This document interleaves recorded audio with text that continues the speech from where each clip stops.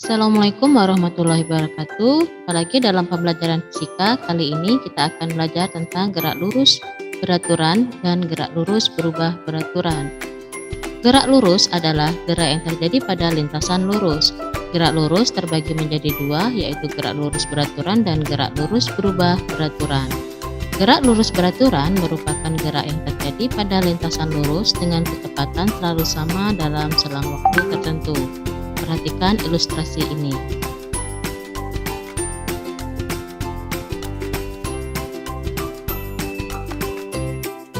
Pada ilustrasi berikut ini, ada orang yang sedang mengayuh sepeda dan orang yang sedang berlari, masing-masing memiliki kecepatan yang berbeda. Terlihat dari awal, kecepatan orang yang bersepeda lebih cepat daripada orang yang sedang berlari. Kedua orang ini memiliki kecepatan sama dalam setiap gerakannya. Gerakan ini disebut gerak lurus beraturan.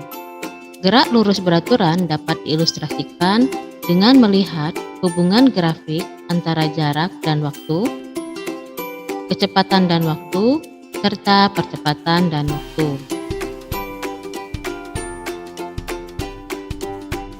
Pada grafik hubungan jarak dan waktu, garis grafik akan membentuk garis diagonal yang menunjukkan benda bergerak akan mengalami perubahan jarak terhadap waktu tempuh yang dilaluinya. Pada grafik hubungan kecepatan dan waktu, garis-garis akan membentuk garis lurus. Garis ini menunjukkan benda akan mengalami kecepatan yang sama dalam waktu tertentu. Pada grafik hubungan percepatan dan waktu, garis yang dibentuk terletak di titik 0 dan membentuk garis panjang searah dengan waktu. Ini menunjukkan bahwa pada gerak lurus beraturan tidak dipengaruhi oleh percepatan karena memiliki kecepatan yang sama setiap waktu atau kecepatannya konstan.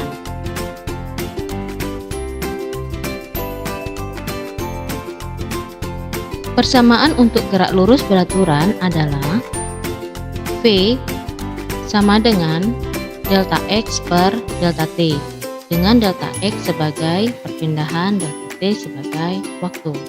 Delta X sama dengan V dikali delta T, untuk T0 sama dengan 0, delta X sama dengan V dikali T, untuk delta X sama dengan XT dikurang X0 dengan XT sebagai posisi akhir, X0 sebagai posisi awal.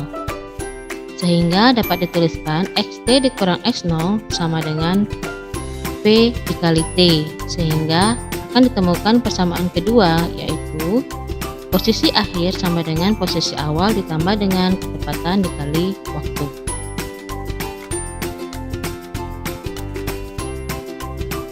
Mari kita perhatikan contoh yang pertama, masalah susul-menyusul.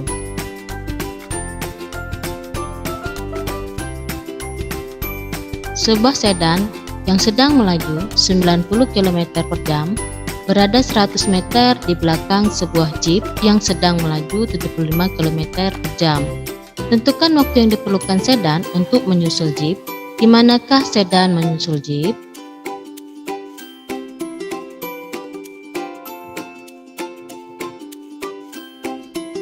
Untuk menyelesaikan soal ini, kita perlu membuat sketsa masalah.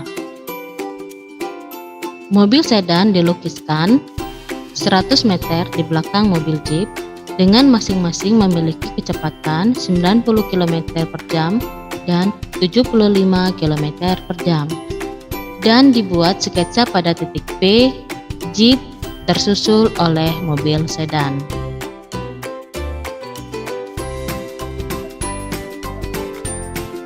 Strategi pemecahan masalah: sedan yang memiliki posisi awal di titik S dan jeep yang memiliki posisi awal di titik J terlihat pada gambar sketsa masalah di atas. Jika kita tetapkan dua titik acuan sedan yang pertama berimpit dengan S dan titik acuan jeep yang kedua berimpit dengan C. Syarat sedan menyusul jeep di P adalah sebagai berikut. SP dikurang JP sama dengan SC. sehingga delta X1 dikurang delta X2 sama dengan D. Dengan delta X1 adalah jarak tempuh sedan, yaitu V1 dikali T1, sedangkan delta X2 sama dengan jarak tempuh jeep, yaitu V2 dikali T2. Penyelesaian diketahui dari sketsa gambar. V1 sama dengan 90 km per jam, V2 75 km per jam, D sama dengan 100 meter, delta X1 sama dengan D ditambah delta X2. Ditanya T dan delta X1, yaitu waktu mobil sedan menyusul jeep dan jarak keduanya. Jawab, delta X1 dikurang delta X2 sama dengan D, dengan delta X1 sebagai V1 dikali T1, delta X2 sama dengan V2 dikali T2 sama dengan 100. Kita misalkan bahwa T1 dan T2 sama dengan T, sehingga dapat kita tuliskan untuk V1 sebagai 90 km per jam dikali T, kemudian V2 75 km per jam dikali T sama dengan 0,1 km. Sehingga persamaan di atas dapat kita tuliskan 90T dikurang 75T sama dengan 0,1 jam. Mengapa 0,1 jam? Karena ruas kiri dan ruas kanan kita sama-sama kalikan dalam satuan kilometer per jam. Sehingga 90 dikurang 75 hasilnya 15T sama dengan 0,1 jam. Maka T adalah 0,1 dibagi 15 jam, hasilnya adalah 24 sekon. Jarak yang ditempuh sama dengan SP sama dengan V1 dikali T, yaitu 90 km per jam dikali 0,1 per 15 jam, sehingga didapatlah 0,6 km sama dengan 600 meter. Jadi sedan menyusul jeep setelah 24 sekon dan setelah menempuh jarak 600 meter. Mari kita perhatikan contoh yang kedua untuk gerak lurus berubah beraturan, yaitu menentukan kecepatan dan waktu tempuh. Kereta cepat muara ini bergerak lurus beraturan pada lintasan tertentu dan memerlukan waktu 10 menit untuk menempuh jarak 15 km. Tentukan A. kecepatan kereta, B. lama kereta itu menempuh jarak 100 km. Penyelesaian diketahui X sama dengan 15 km sama dengan 15.000 meter, T sama dengan 10 meter, T sama dengan 10 menit sama dengan 600 sekon.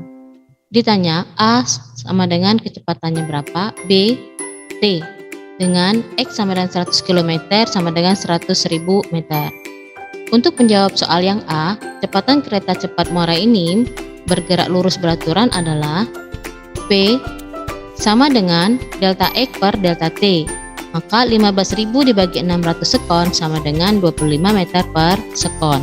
Untuk lama kereta cepat muara ini untuk menempuh jarak 100 km atau 100.000 meter, maka T sama dengan delta X per V sama dengan 100.000 meter dibagi 25 meter per sekon. Maka T sama dengan 400 sekon.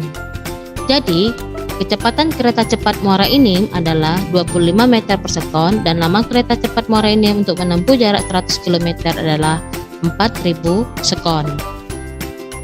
Menentukan perpindahan dari grafik kecepatan dan waktu. Mari kita perhatikan grafik VT berikut. Pada grafik, luas yang ditunjukkan luas arsiran A yang sama dengan luas persegi panjang dengan panjang sama dengan delta T dan lebar sama dengan P.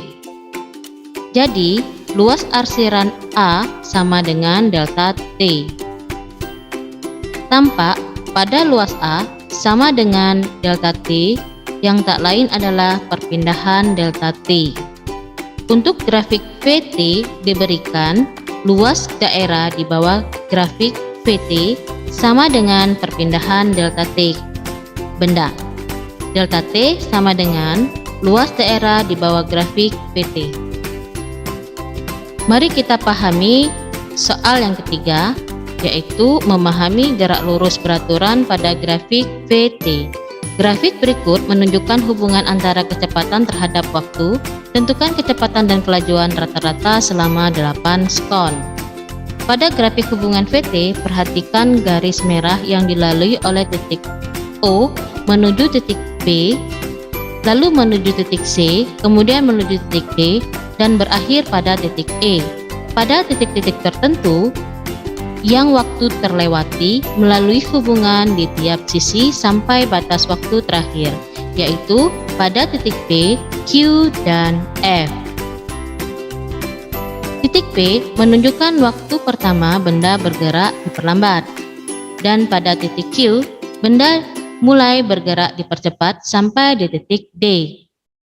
Benda bergerak dengan kecepatan sama sampai di titik E.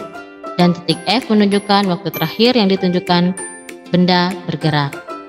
Penyelesaian diketahui grafik. Ditanya kecepatan dan kelajuan rata-rata benda. Jawab, untuk menentukan kecepatan rata-rata selama delta T sama dengan 8 sekon, kita harus menghitung dulu perpindahan pada selang waktu delta T ini. Ingat, persamaan delta X sama dengan luas daerah di bawah grafik VT, dengan luas di bawah sumbu bernilai negatif dan luas di atas sumbu T bernilai positif. Perpindahan delta X sama dengan negatif luas dari segitiga OBC ditambah dengan luas trapesium CDEF. Maka didapat negatif 4 kali 3 dibagi 2 ditambah dengan 4 ditambah 2 dikali 3 per 2, sehingga dihasilkan negatif 6 ditambah 9 sama dengan 3 meter, sehingga perpindahan benda adalah 3 meter. Kemudian kecepatan rata-ratanya adalah V rata-rata sama dengan delta X per delta T, sehingga 3 meter dibagi 8 sekon sama dengan 3 per 8 meter per sekon. Untuk menyelesaikan kelajuan rata-rata selama delta T sama dengan 8 sekon, kita harus menghitung dulu jarak tempuh selama delta X. Ingat, jarak sama dengan luas total daerah di bawah grafik VT. Baik di atas maupun di bawah sumbu T, keduanya bernilai positif. Jarak tempuh sama dengan luas dari segitiga OBC ditambah luas trapesium CDEF, yaitu 6 ditambah 9 sama dengan 15 meter. Kelajuan rata-ratanya sama dengan jarak tempuh dibagi selang waktu, yaitu 15 meter dibagi 8 sekon. Hasilnya adalah 1,7/8 meter per sekon.